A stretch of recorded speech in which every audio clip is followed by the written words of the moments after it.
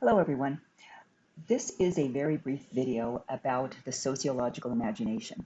And I understand that often students starting out in sociology are a little confused about what does it really mean to have a sociological imagination. What do we mean by that?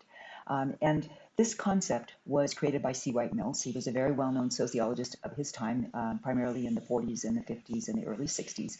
And he created this term to help teach introductory sociology students how to think like a sociologist, how to consider um, factors in a person's life that are beyond the obvious. So I want you to think about a homeless person.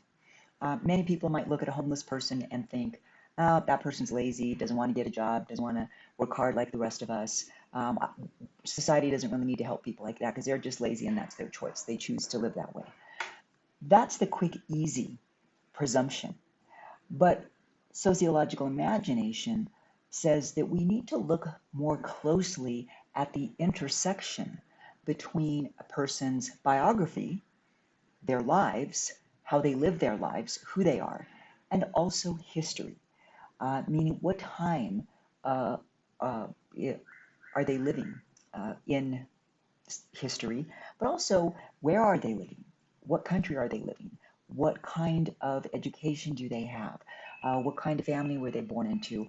All of these factors can do contribute to a person's experience within a society, but also contribute to how society views the person.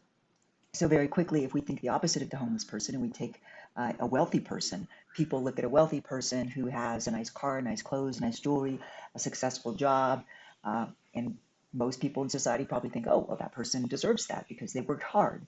But what if that's not really the case? What if that person was born into a wealthy family, had access to quality education, very high quality education, private school, K through 12, and then went on to private schools for college and graduate school, and then joined their family's um, business or corporation, and then were able to go off and start their own corporation.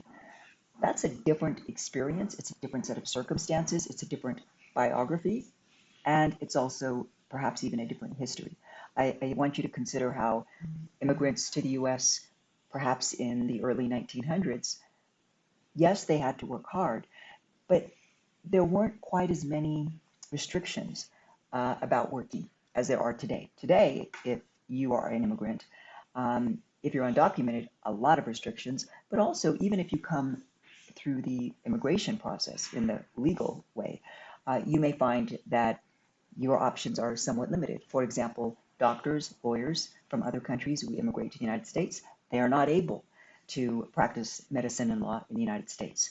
The US doesn't recognize their degrees and their certifications.